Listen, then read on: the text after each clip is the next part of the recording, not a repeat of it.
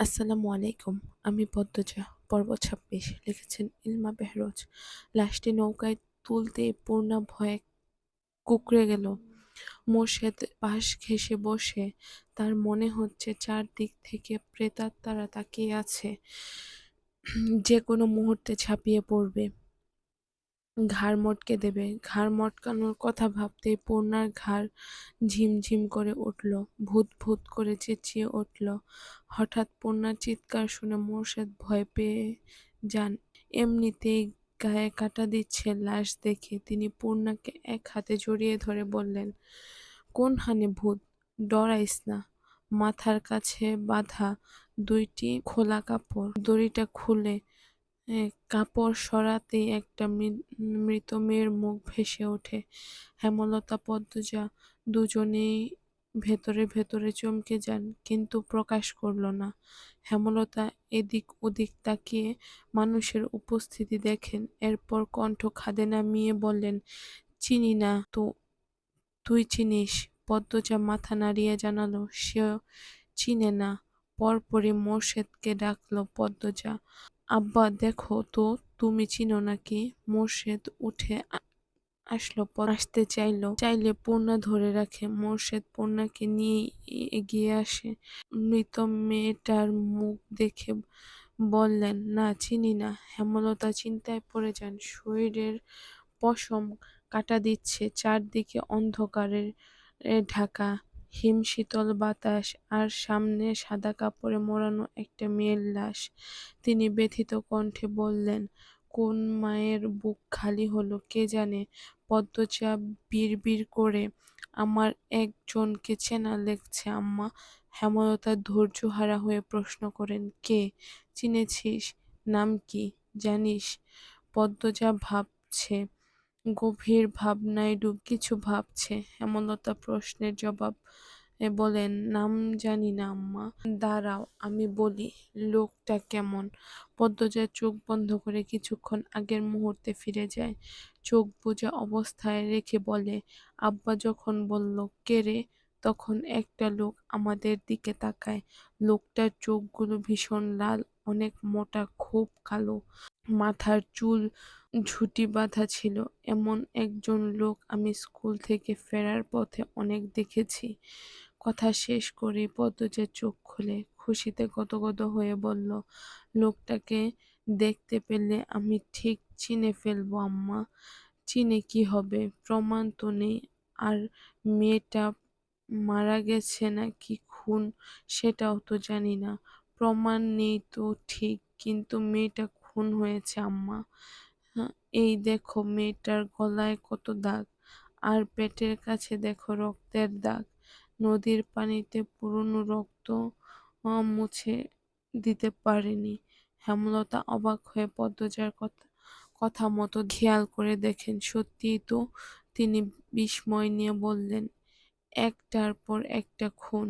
হানিফের পর প্রান্তের বাপ, এরপর এই মেয়ে।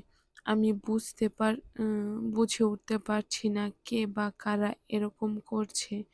ওই লোকটার দেখা যদি আরেকবার পাই, আমি ঠিক এর রহস্য বের করবই আম্মা, বলল পদ্মজা। মৃত মেয়েটার মুখ ও কাপড় দিয়ে ঢেকে দিল পদ্মজা। এরপর দড়ি দিয়ে আগের মতো বেঁধে মোর্শেদকে বলল, আব্বা কলাপাড়ার দিকে যাও। ওখানে কি? হেমলতা বললেন। পদ্মজা শান্ত কণ্ঠে বলল, কলাগাছের ভেলা বানিয়ে লাশ ভাসিয়ে দেব আম্মা। পানিতে ফেললে কেউ পাবে না, ভাসিয়ে দিলে কেউ না কেউ পাবে। মেয়েটার পরিবারের খোঁজ পাবে। আমাদের বাড়িতে এখন লাশ নিয়ে যাওয়া ঠিক হবে না। অনেক মানুষ আছে, সবাই ভয় পাবে। বিয়ের আমেজটা চলে যাবে। 1 সপ্তাহ হয়নি ওই ঘটনা পার হওয়ার। আম্মা বুঝল আমি কি বলতে চাইছি। হেমলতা কিছু মুহূর্তকাল পদ্মজার চোখে চোখ রেখে বসে রইলেন। পদ্মজার কথায় উত্তর না দিয়ে মোর্শেদকে বললেন, কলাপাড়ার দিকে যাও। সকাল সকাল গায়ে হলুদ করার কথা ছিল, কিন্তু বউ এখনো ঘুমে। বাড়ি ভর্তি মানুষ। কলাগাছের ছাদ বানিয়ে সবাই অপেক্ষা করছে। হেমলতা কিছুতেই পদ্মজাকে ডাকতে দিচ্ছেন না। দুপুরে আজান পড়তেই পদ্মজা ধরফরিয়ে উঠে মনে পড়ে আজ তার গায়ে হলুদ। সেই কাকডাকা ভোরে বাড়ি ফিরে ঘুমিয়েছিল। এরপর আর কিছু মনে নেই। বালিশের পাশে হলুদ শাড়ি রাখা। পদ্মজা দ্রুত শাড়িটা পরে নেয়। এরপর পূর্ণাকে ডাকল। বাহিরের কোলাহল শোনা যাচ্ছে। পদ্মজা দরজা খুলতেই ৯ বছর বয়সী একটা মেয়ে চেঁচিয়ে বলল, খবর দিল। পদ্মজা আপার ঘুম ভাঙছে। হানি উঠান হানি উঠান থেকে পদ্মজার ঘরের সামনে আসলো। হেমলতা রান্নাঘরের সামনে বসে মুরগি কাটছিল। হানি আপাকে শ্লোশান্ত কণ্ঠে বলল, এবার নিয়ে যেতে পারি তোর চাঁদরে? যাও, বললেন হেমলতা। হানি মঞ্জুরা সম্পর্কে ভাবী হয়ে এমন আরো ২ জন পদ্মজাকে নিয়ে ঘর থেকে বের হন। গায়ে হলুদ স্থান বাড়ির পেছনে। মোরশেদ এসে পথ আটকান। গামছা কোমরে বাঁধতে বাঁধতে বলল, আমার শরীরে আমি লয়ে যামু ছাদনাতলায়। কথা শেষ করে মোরশেদ পদ্মজাকে পাজাকোলা করে নেন। হানি চেঁচিয়ে উঠে বললেন, আরে মিয়া করেন কি? দুলাভাই কোলে নেয় তো। বাপ নিয়ে বিয়া অশুদ্ধ হয়ে যাইব না? মোরশেদ বাইরে পা রাখেন। পদ্মজা লজ্জায় শাড়ির আঁচল দিয়ে মুখ ঢেকে ফেলে। অজানা অনুভূতি হতে হাত পা কাঁপছে। মানুষের উচ্ছ্বাসে দ্বিগুণ বেড়ে যায়। প্রেমাপ্রান্ত খুশিতে লাফাচ্ছে। একজন আরেকজন মাখিয়ে দিচ্ছে। কলাগাছের ছালের খাটের ছোট চৌকিতে পদ্মজাকে দাঁড় করিয়ে দেন মোরশেদ। সামনে ৭টা বদনা, ১০টা কলসি ভর্তি পানি। একটা খোলায় দুর্ব ধান, হলুদ বাটা, হলুদ শাড়ি, ব্লাউজ, তোয়ালে, সাবান। কাছে কোথাও একদল নেচে নেচে গীত করছে। ছেলে মেয়ে একজন আরেকজনকে জোর করে করে হলুদ মাখিয়ে দিচ্ছে। পদ্মজার জন্য রাখা হলুদ অনেকেই দিতে চেয়েছে, হানির জন্য পারছে না। হানি পাহারাদার হয়ে দাঁড়িয়ে আছে। হানির ছেলে অনন্ত এসে হলুদ চাইলে হানি মার দিয়ে তাড়িয়ে দিচ্ছেন। হেমলতা এসে ভিড় কমিয়ে দেন। চারদিকে পর্দা দিয়ে ঘিরে দেন। এরপর ৬-৭ জন মহিলাকে নিয়ে হলুদের গোসল শেষ করেন। এ জন্য অনেকে তর্ক বিতর্ক হয়েছে। গায়ে হলুদ করতে হয় সবাইকে নিয়ে, সবার সামনে, আনন্দ করতে করতে করতে। হেমলতা কেন শুধুমাত্র ৬-৭ জন নিয়ে করেছেন? হেমলতা তার জবাব দিলেন না। অবুঝদের সাথে তর্ক করে লাভ নেই। গোসল শেষ করে মসলিন কাপড়ের হলুদ শাড়ি পরতে হয় পদ্মজাকে। কানের কাছে মঞ্জুরা গুনগুন করে কাঁদছে। পদ্মজার শুনতে ভালো লাগছে না। বিয়ে হলে নাকি ১ সপ্তাহ আগে থেকে কান্নাকাটি শুরু হয়। গায়ে হলুদ দিন আত্মীয়স্বজনদের কাঁদায় গড়াগড়ি করে কাঁদে। অথচ পদ্মজা হেমলতা শান্ত। পদ্মজাকে গায়ে হলুদের খাবার দেওয়া হয়। বিশাল এক থালা। তাতে কয়েক রকমের পিঠা, আস্ত একটা মুরগি, পোলাও, শাক। পদ্মজা খাওয়ার আগে অন্যেরা কেড়ে নিয়ে যায় সব। ভিড় কমতেই হেমলতা আলাদা করে প্লেটে করে ভাত আর হাঁসের মাংস নিয়ে আসেন। নিজ হাতে খাইয়ে দেন।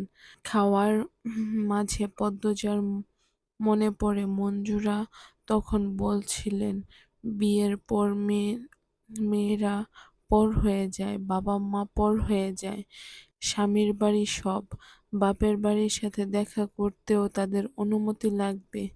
পদ্মজা হেমলতার দিকে তাকিয়ে ভাত চিবোয়। হেমলতা খেয়াল করেন পদ্মজা তার দিকে হাঁ করে তাকিয়ে আছে, চোখের পলকটা ফেলছে না, চোখের জল চিকচিক করছে। তিনি পদ্মজাকে বললেন, খাওয়ার সময় কাঁদতে নেই।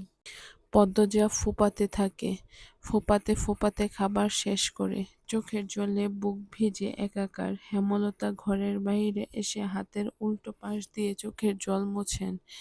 কি যে যন্ত্রণা হচ্ছে বুকে। কাঁদলে উম কাঁদতে পারলে বোধহয় ভালো হতো, কিন্তু কাঁদার সময় কোথায়? সবার সামনে যে তিনি আর কাঁদতে পারেন না। ভিড় কমলে কাঁদবেন, অনেক কাঁদবেন, জীবনের শেষবারের মতো কাঁদবেন। এরপর আর কখনো কাঁদবেন না, কোনোদিনও না। দুই হাতে গাছের মেহেদি লাগানো হচ্ছে। উঠানে বড় চৌকি রেখে চারদিকে রঙিন পর্দা টানানো হয়েছে। কাগজের ফুল মাথার উপর ঝুলছে। চারদিকে ঘিরে মেয়েরা, সামনের খালি জায়গায় চলছে নাচ। তখন উপস্থিত হয় হাওলাদার পরিবার, লাবণ্য, রানী এবং তাদের আত্মীয়। সাথে নিয়ে এসেছে বউয়ের বেনারসি গহনা। হানি ছুটি সবার আপ্যায়নের ব্যবস্থা করেন। শেষে বাড়িতে ঢুকে আমির। বিয়ের আগের দিন রাতে বরের আগমন সবাইকে খুব হাসালো। কেউ কেউ বলল, এত সুন্দর বউ দূরে রাখার আর তর সইছে না, তাই চলে এসেছে। আমির সেসব পাত্তা দিল না। সোজা হেমলতার কাছে গেল, গিয়ে বলল, আম্মা, পদ্মজার সাথে একটু কথা বলতে চাই। আমিরের অকপট অনুরোধ। হেমলতা ভীষণ অবাক হয়, তাকিয়ে থাকে আমিরের দিকে। এমন ছেলে তিনি দুটো দেখেননি। আমির আবার বলল, বেশিক্ষণ না, একটু সময়। আমিরের কণ্ঠ পরিষ্কার, অথচ মাথা নিচু। পরিবারের ভালো শিক্ষাই পেয়েছে, তবে লাজ লজ্জা একদম নেই। হেমলতা মৃদু হেসে বললেন, ঘরে গিয়ে বসো, পদ্মজা আসছে। আমির হেমলতার পা ছুঁয়ে সালাম করে পদ্মজার ঘরের দিকে চলে গেল। হেমলতা পদ্মজাকে ডেকে নিয়ে আসেন, বললেন, আমির কথা বলতে চায়। ব্যাপারটা লোকচক্ষু ওর, কিন্তু না তো করা যায় না। কোনো বিশেষ দরকার হয়তো। পদ্মজা ঘরের সামনে এসে থমকে দাঁড়ালো, পেছনে ফিরে তাকায়। হেমলতা ইশারায় যেতে বললেন। পদ্মজা ঘরে ঢুকতেই আগের ডাগর ডাগর চোখ মেলে আমিরের দিকে তাকায়। আমিরকে খুব ক্লান্ত দেখাচ্ছে, মনে হচ্ছে কিছু নিয়ে খুব চিন্তিত। আমির পদ্মজাকে দেখে হাসলো, বলল, বসো। পদ্মজা বিছানার এক পাশে বসে, অন্য পাশে বসে আমির প্রশ্ন করে, পদ্মজা, যা প্রশ্ন করি সত্যি বলবে? পদ্মজা দৃঢ় কণ্ঠে বলল, আমি মিথ্যা বলি না। আমির অসহায়ের মতো বলল, তুমি এই বিয়েতে মন থেকে রাজি তো পদ্ম? পদ্মজা চমকে তাকালো, আবার চোখ সরিয়ে নিল, বলল, আম্মা যখন যা করেছেন তাই আমি মন থেকে মেনে নিতে পেরেছি। আমির আবার প্রশ্ন করল, লিখন শাহ তো তোমাকে পছন্দ করে। জানি, আপনিও জানেন, সেটাও জানি। আমি আমাদের বিয়ে ঠিক হওয়ার পর জেনেছি। তুমি মনে কিছু নিও না। বলতে চাইছি, যদি তোমার আমাকে অপছন্দ হয় আর লিখনকে পছন্দ হয়ে থাকে, বলতে পারো, আমি বিয়ে ভেঙে দেব। পদ্মজা অপমানে থমথমে হয়ে ওঠেন, গভীর স্বরে বলল, অবিশ্বাস থাকলে বিয়ে না হওয়াই ভালো। আপনি ভেঙে দিতে পারেন। আমি চোখ কোটর থেকে বেরিয়ে আসতে চাইছে। পদ্মজা এত কথা বলতে পারে ভাবতেও পারেনি। আমির ইতস্তত করে বলল, আমার কোনো অবিশ্বাস নেই। তোমার মনে কেউ না থাকলে বিয়ে আমার সাথেই হবে, আর কারোর সাথে হতে দেব না। পদ্মজা কিছু বলল না। উঠে যেতে চাইলে আমির বলল, একবার হাত ধরা যাবে? আগামীকাল থেকে হাত ধরে দিনরাত বসে থাকিয়েন, বলল পদ্মজা। সাথে হাসলো। আমির তো খেয়াল করে বলল, সুবহানাল্লাহ। বিয়ের অনুষ্ঠান শুরু হয়েছে অনেকক্ষণ। চলো আমরা সবাই বিয়ে খাই, হ্যাঁ। বিয়ের অনুষ্ঠান শুরু হয়েছে অনেকক্ষণ। পদ্মজা বধূ সেজে বসে আছে। দুই পাশে বসে আছে পূর্ণা ও প্রেমা। কাজী বিয়ে পড়াচ্ছেন।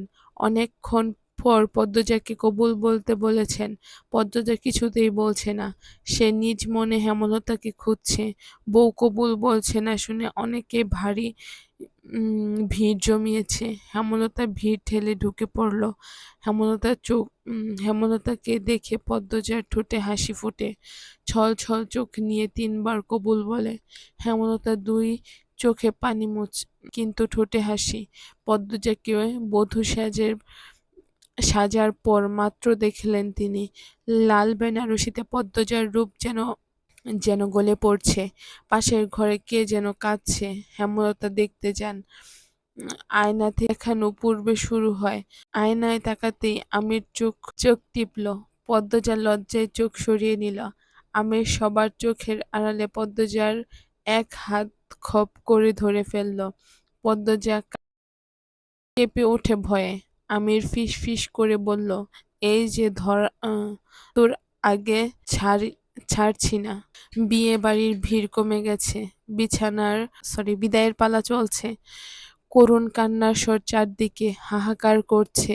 মঞ্জুরা হানি কেঁদে কুল পাচ্ছে না। মোরশেদ নদীর ঘাটে বসে গোপনে চোখের জল ফেলছে। পূর্ণা পদ্মজার গলা জড়িয়ে সেই যে কান্না শুরু করেছে, থামছেই না। প্রেমাপ্রান্ত কাঁদছে আরো মানুষ। একটা মেয়ের বিদায়ের বেলার পূর্বে কতটা কষ্টের তা শুধু সেই মেয়ে আর তার পরিবার জানে। পদ্মজা কাঁদছে। পূর্ণার মাথায় পিঠে হাত বুলিয়ে দিয়ে আর বারবার বলছে, বোন বোন আমার, মন খারাপ করে থাকবি না কিন্তু, একদম কাঁদবি না। আমি আসবো, তুইও যাবি। আমার খুব কষ্ট হবে রে বোন। আর কাঁদিস না, এভাবে কাঁদলে অসুস্থ হয়ে যাবি। রিদওয়ান তাড়া দেয়, সন্ধ্যা হয়ে যাবে, তাড়াতাড়ি করুন। পদ্মজা আকুল হয়ে ডাকে, আম্মা কই, আমার আম্মা কই, আম্মা ও আম্মা। হেমলতা লাহারী ঘরের পাশে দাঁড়িয়েছিলেন। পদ্মজার ডাকে হেমলতা আসেন। একটা পা মাটিতে ফেলতেই তার বুক ব্যথায় চুরমার হয়ে যাচ্ছে। তবুও হাসার চেষ্টা করছেন, কিন্তু পারছেন না। যে মেয়ের জন্য তিনি নতুন করে জীবনের মানে খুঁজে পেয়েছিলেন, সেই মেয়ের আজ বিদায়। সারা জীবনের জন্য অন্যের ঘরে চলে যাবে। হেমলতাকে দেখেই পদ্মজা ছুটে এসে জড়িয়ে ধরে হাউমাউ করে কেঁদে উঠল। হেমলতা দ্রুত চোখের জল মুছে পদ্মজাকে আকুল কণ্ঠে বলছেন, এভাবে কাঁদতে নেই মা, বিয়ে তো হবারই কথা ছিল। আম্মা আমি তোমাকে ছেড়ে থাকবো কেমন করে, সবাইকে থাকতে হবে। আস্তে আস্তে ঠিক হয়ে যাবে মা। হেমলতা পদ্মজার কপালে চুমু খান। পদ্মজার চোখের জল মুছে গিয়ে বললেন, শাশুড়ির বাড়ি সবার সাথে মিলেমিশে থাকবি, নিজের খেয়াল রাখবি। পদ্মজা হেমলতাকে জোরে জুড়ে চেপে ধরে বলল, আম্মা আমি যাব না, আম্মা যাব না আমি। হেমলতা পদ্মজার মুখের দিকে চাইতে পারছেন না। ভাঙা গলায় আমিরকে ডাক দিলেন, নিয়ে যাও আমার মেয়েকে, খেয়াল রেখো, ওর আব্বা ঘাটে বসে আছে, ডাকতে হবে না, একা থাকুক। তোমরা পদ্মজাকে নিয়ে যাও, সন্ধ্যা হয়ে যাচ্ছে। আর কিছু বলতে পারলেন না। চোখ বেয়ে টোপ টোপ করে কয়েক ফোঁটা জল গড়িয়ে পড়ে মাটিতে। পদ্মজার বেনারসিতে ২ হাতে মুখ ঢুকে ফুঁপিয়ে ওঠে। সবকিছু শূন্য লাগছে, মস্তিষ্ক ফাঁকা হয়ে গেছে। পালকি ছুটে চলছে শ্বশুরবাড়ি। পূর্ণা হেমলতাকে জড়িয়ে ধরে বলল, আম্মা কেন বিয়ে দিলা আপারে, তোমার কি কষ্ট হচ্ছে না? হেমলতা হাঁটু ভেঙে মাটিতে বসে পড়েন। পূর্ণাকে জড়িয়ে ধরে গগন কাঁপিয়ে চিৎকার করে উঠলে, উপস্থিত সবার কান্না থেমে যায়। হেমলতা পূর্ণাকে জড়িয়ে ধরে বলল, আমি যদি পারতাম আমার পদ্মকে বিয়ে দিতাম না পূর্ণা। ও যে আমার ৭ রাজার ধন, ধনের চেয়েও বেশি কিছু। হানি বরাবরই কাঁদুক স্বভাবের, হেমলতা কখনো কাঁদে না। সেই হেমলতা এভাবে কাঁদতে দেখে কান্না লুকিয়ে রাখতে পারল না। হেমলতার মাথা বুকের মধ্যে জড়িয়ে ধরে কেঁদে বলল, এই তো নিয়ম, কেঁদে আর কি হবে। হেমলতা মুহূর্তেই ছোট বাচ্চার মতো হয়ে যায়। হানিকে ধরে হাউমাউ করে কেঁদে উঠে বলল, আপা, আপা, ও আমার মেয়ে হয় নেয়নি, আমার কলিজা ছিঁড়ে নিছে। আপা, কেন বিয়ে হলো আমার পদ্মর? মঞ্জুরা হেমলতার মাথায় হাত রেখে সান্ত্বনা দেন। দেখিস পদ্ম খুব ভালো থাকবে, খুব ভালো মেয়ে। হেমলতা হানিকে ছেড়ে মঞ্জুরাকে জড়িয়ে ধরেন। হাত পা ছুড়ে কাঁদতে কাঁদতে বলেন, আম্মা, আম্মা, তুমি আমাকে কিছু দেওনি।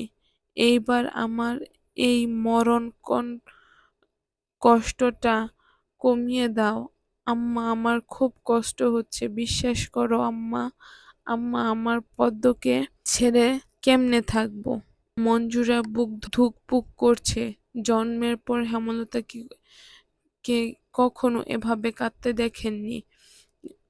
মনে পড়ছে না তিনি পারেননি হেমলতার এই কষ্ট কমাতে, শুধু বুকের সাথে চেপে ধরে রেখেছেন। এইভাবে যদি ছোট থেকে আগলে রাখতেন, হেমলতার জীবনটা এত কঠিন হতো না।